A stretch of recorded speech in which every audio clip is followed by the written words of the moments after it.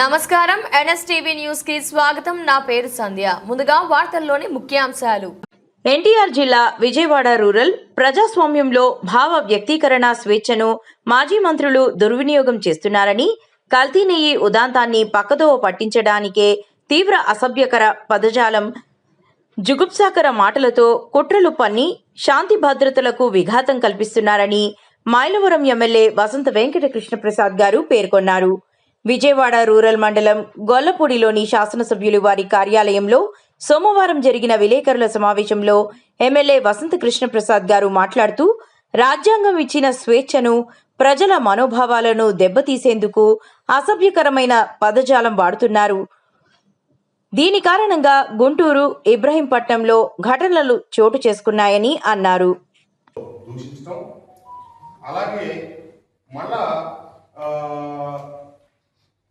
కల్తీ లడ్లు వ్యవహారంలో మళ్ళీ మొన్న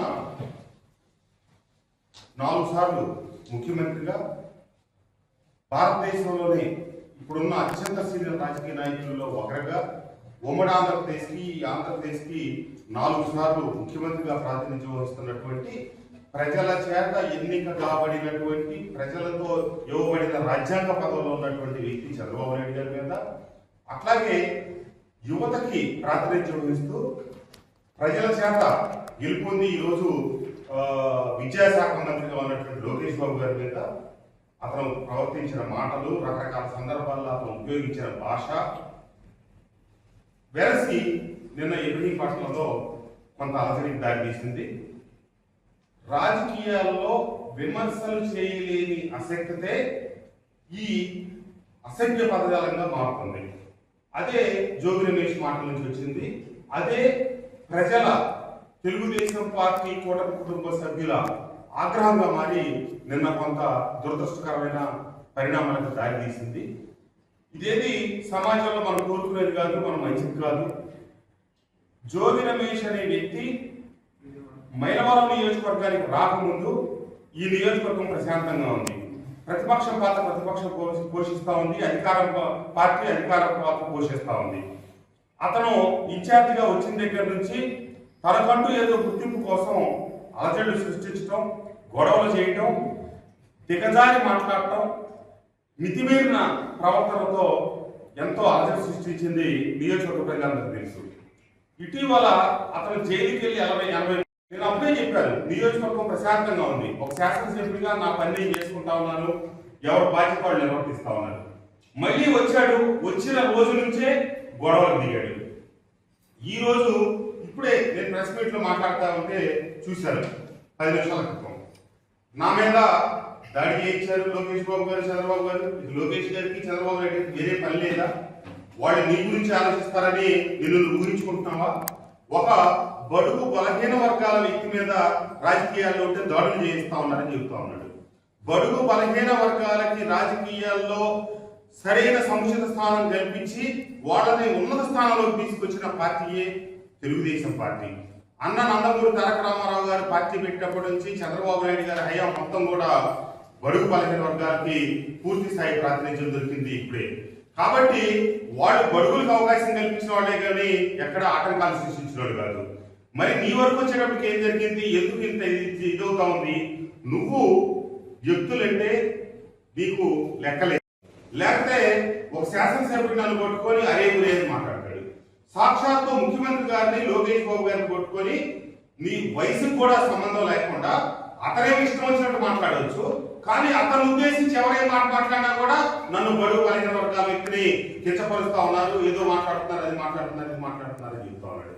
ప్రజలందరూ దయచేసి గమనించండి, రాజకీయ వ్యవస్థ అంటేనే ప్రజలకు నమ్మకం కోల్పోయే పరిస్థితి వచ్చింది. ఇట్లాంటి వ్యక్తులు రాజకీయాల్లో ఉన్నందువల్ల రాజకీయాలే దిగజారుతాయి అనేది ఇదవుతా ఉంది. నువ్వు సక్రమంగా మాట్లాడితే నీకు రాజ్యాంగం ఏమైతే కల్పించిందో మాట్లాడే స్వేచ్ఛ, నీ భావాలు వ్యక్తీకరించే స్వేచ్ఛ నీకు ఊరడ్రా. కానీ అదే రాజ్యాంగం నువ్వు ఎదుటి వ్యక్తుల్ని దిగజారి విమర్శిస్తే చూస్తూ ఊరుకోదు, శిక్షిస్తుంది. తప్పకుండా ఎప్పుడు ఈపు నోటిని బతిలాడుకుంటుందట, నువ్వు సక్రమంగా ఉండవే, లేకపోతే నా ఈపు అవుతుందని చెప్పి. జోగి రమేష్ విషయంలో అదే జరిగింది, అదే జరుగుతుంది. ఎక్కడ ఇప్పుడు నేను అటు వైసీపీలో కూడా పనిచేశాను. ఆ రోజున ఎవరినైనా తిరిగితే మన మాయబజార్ సినిమాలో చూపించినట్టు వీరతాళ్ళు వేసే పరిస్థితి. చంద్రబాబు నాయుడు గారిని, లోకేష్ గారిని తిరిగితే ఆ రోజున వీరతాళ్ళు వేసి జోగి రమేష్ కి మంత్రి పదవి ఇచ్చాడు.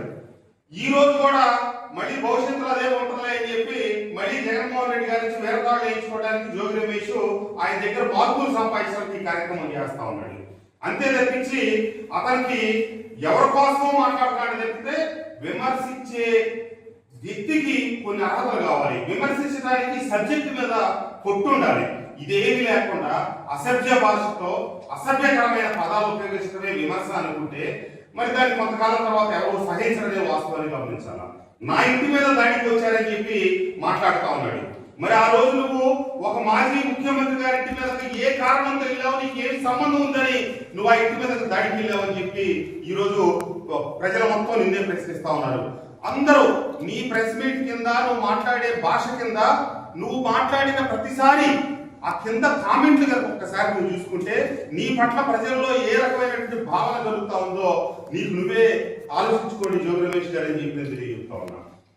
అటు ఉన్నప్పుడు నేను చెప్పాను కదా, ఎవరినైనా తిడితే ప్రోత్సహించేవాళ్ళు వాళ్ళకి సముచితమైన గౌరవం ముఖ్యమంత్రి గారితో అపాయింట్మెంట్లు ఉండే ఆనాటి ముఖ్యమంత్రి గారితో. విమర్శించిన వాళ్ళకి నిన్నెట్లా ఓటు చేసుకుంటామని చెప్పి వారిని ఎవరు పట్టించుకునేవాడు కాదు. కానీ కూటమి ప్రభుత్వానికి ఉన్న నాయకులకు ఉన్న గొప్పతనం ఏంటో చెప్పమంటారా? నిన్న ఇబ్రహీంపట్నంలో గొడవ జరిగితే గొడవ జరగడానికి అట్లా మొదలైంది.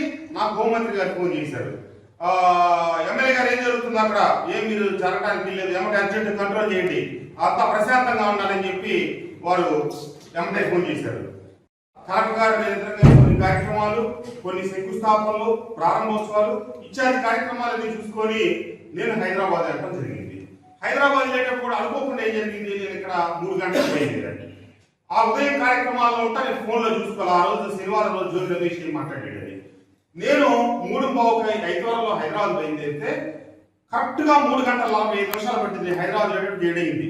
నేనే డ్రైవ్ చేశాను. నాకు డ్రైవరు లేని కారణం చేత నా గన్ను అన్నాడు, నా పిఏ నా కారులో అన్నాడు, కారు నేనే డ్రైవ్ చేశాను. 7ంటికి హైదరాబాద్ వెళ్ళిన దాకా నేను ఫోన్ చూసుకోవడం నాకు వీలు కాదు.